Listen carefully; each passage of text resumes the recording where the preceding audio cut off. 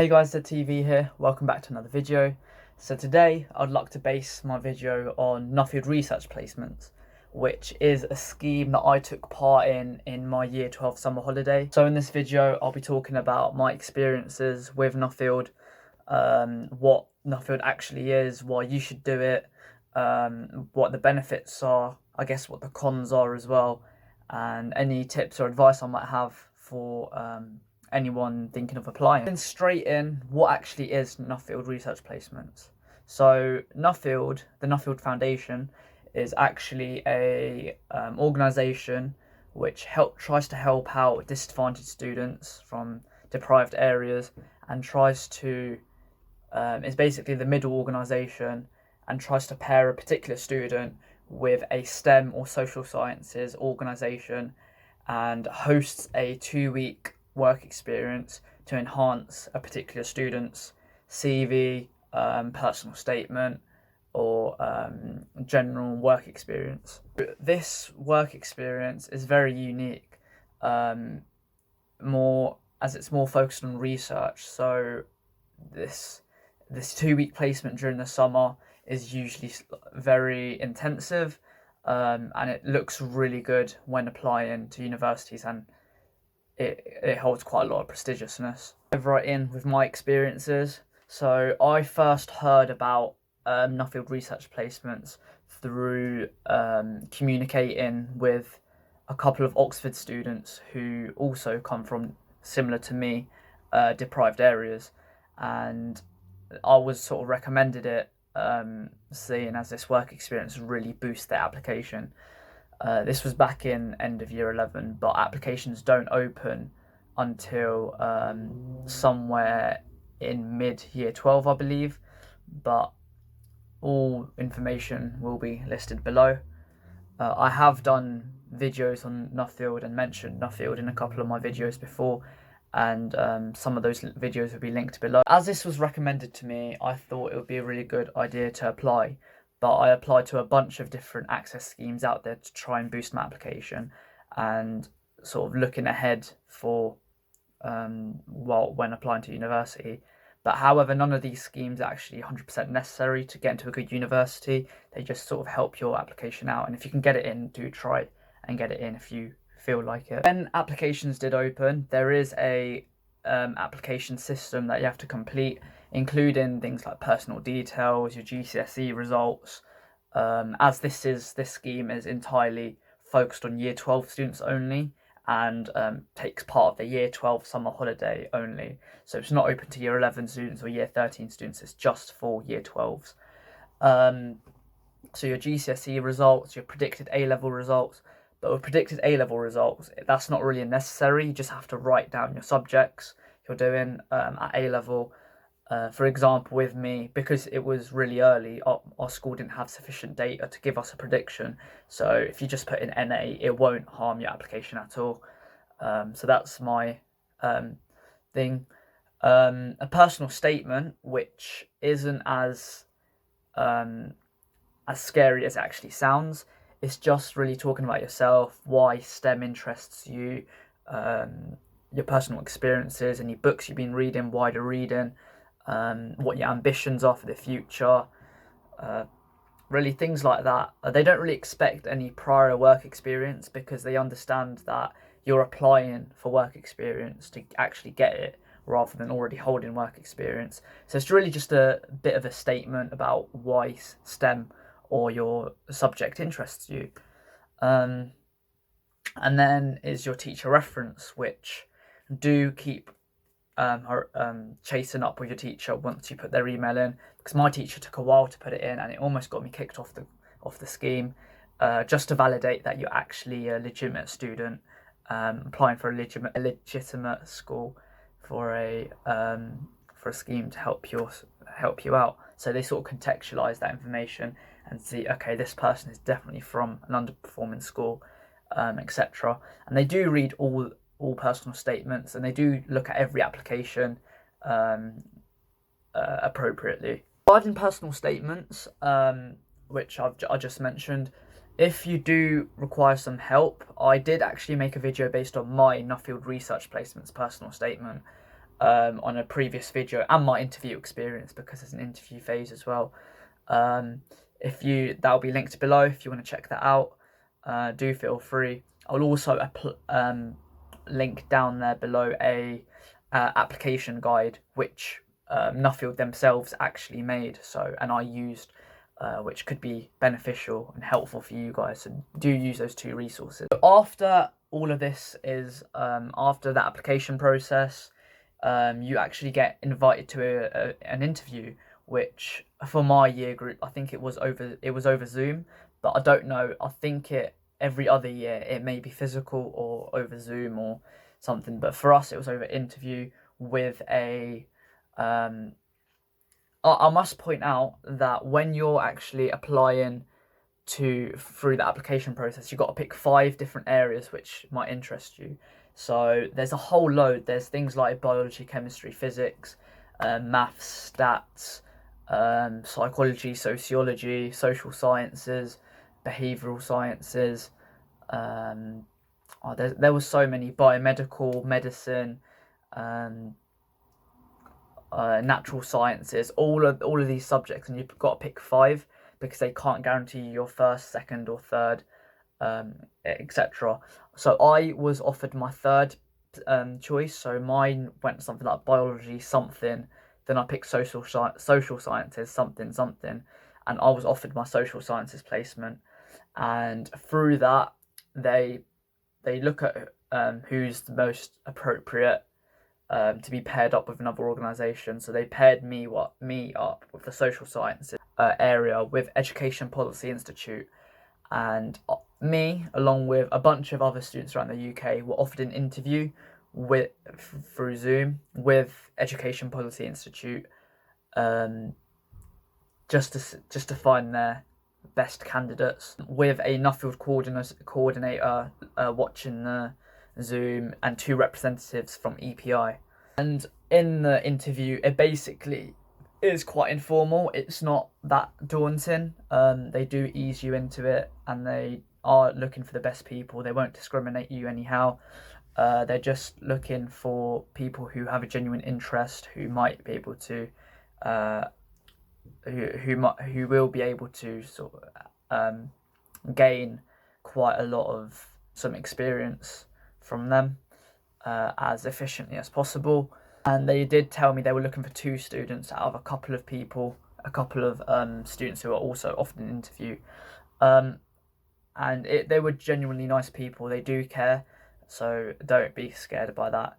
After that, we had loads of drop-in sessions from Nuffield regarding what's to come in the future. So they slightly eased us in. They didn't just drop us straight into the deep end, giving us some videos with help on how researching works, such as citing, referencing, and we also were part of a massive Google Classrooms with loads of tasks on how to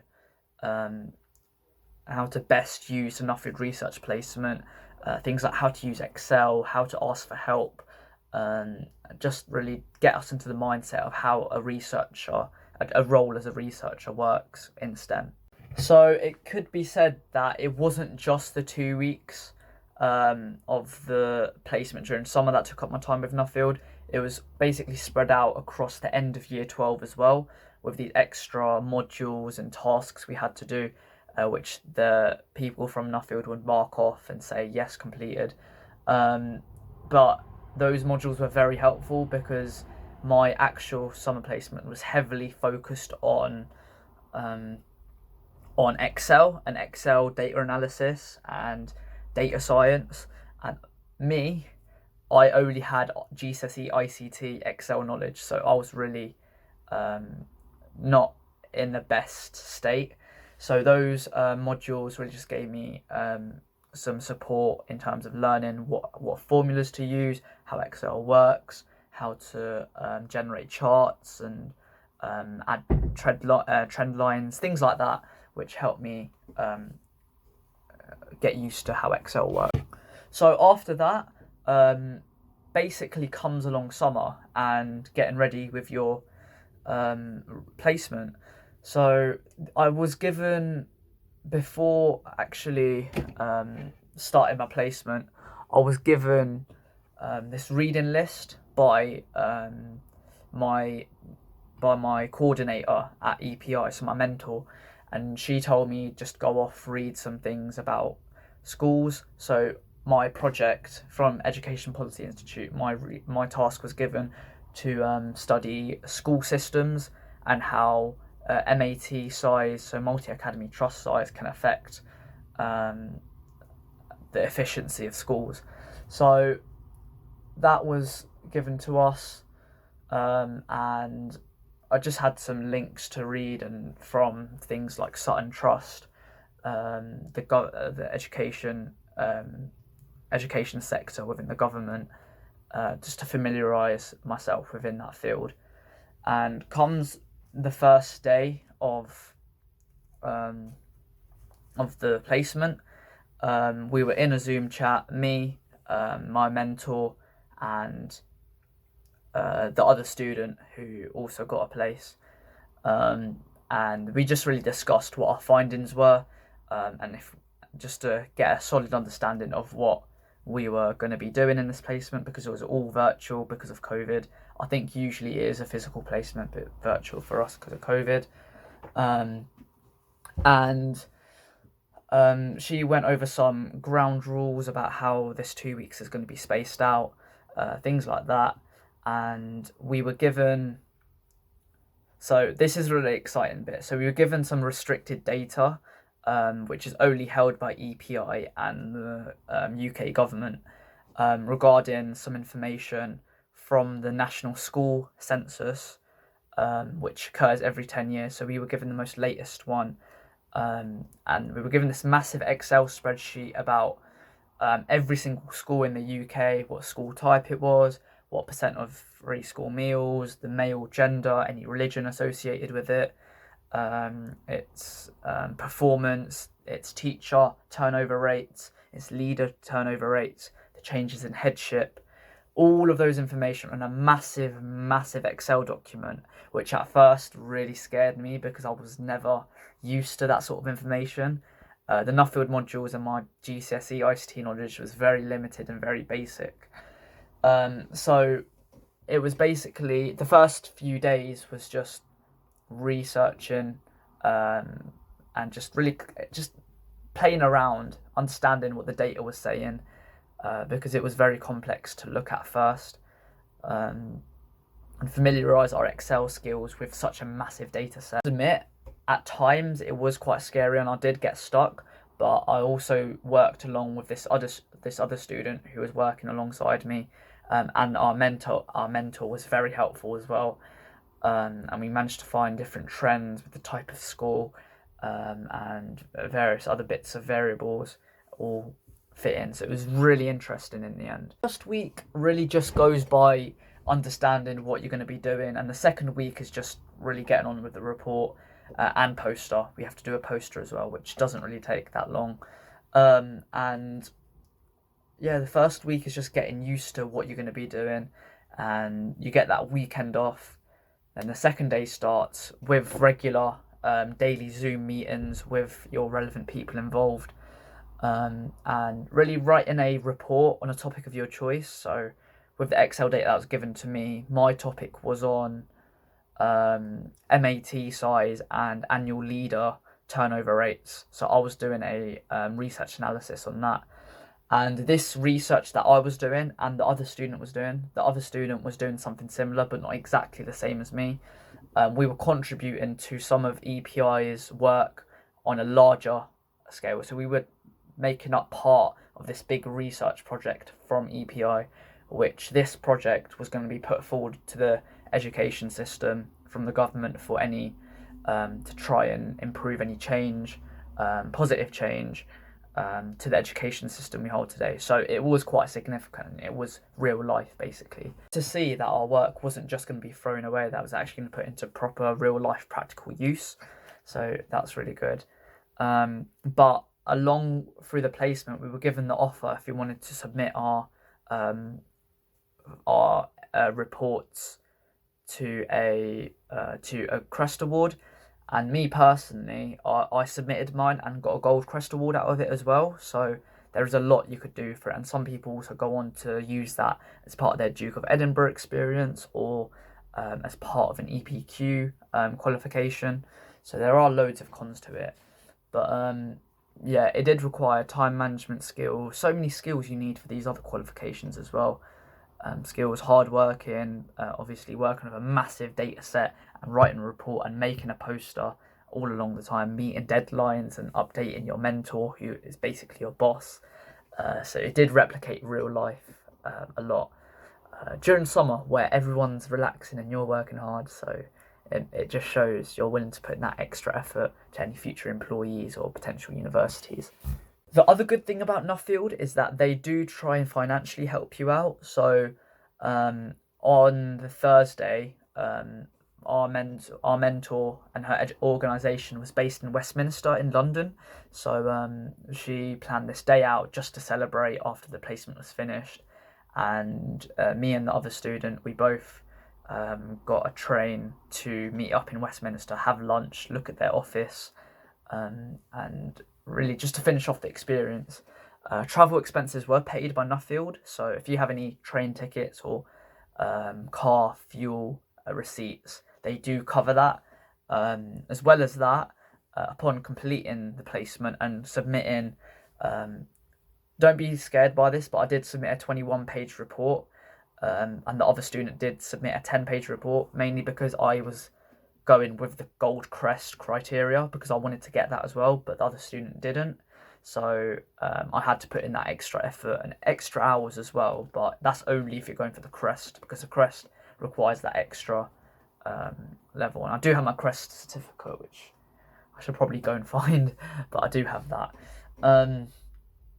So it was just, they pay for the travel there and back, and upon submitting the essay, you do get given a £200 bursary, which I personally haven't used yet, but it might go towards like a new laptop, any new books, anything you want really, but do make it sensible, don't just waste it. Yeah, so that was really nice of them as well. And I think that's about it. It's just a really good experience with me. Before, I was really uncertain what I wanted to do with my life, with any potential jobs I want to do, but researching was actually really fun. Data science was at first really hard, but I overcame that challenge, and it's just the best feeling, that accomplishment. If you really want to have a productive summer, something like this would be really good, because it will have benefits at the time you're doing it and after that, and you learn so many skills along the way, and you can get something out of it. Yeah, do not cross it off straight away as an option. Do consider it. I really hope you, but hope you do. But do check the links below for any additional resources or guides that I've put down, which might help you out. But yeah, that's about it for today's video. Got some really weird, not weird, a variation of videos planned for the future, but I do hope you enjoyed. If there's anything I missed in this video, please do let me know in the comments, but I will, if I do think of something I missed out, do check the description, because I do add in later stuff in there. Yeah, that's all I've got to say. See you later, guys. Hope you enjoyed.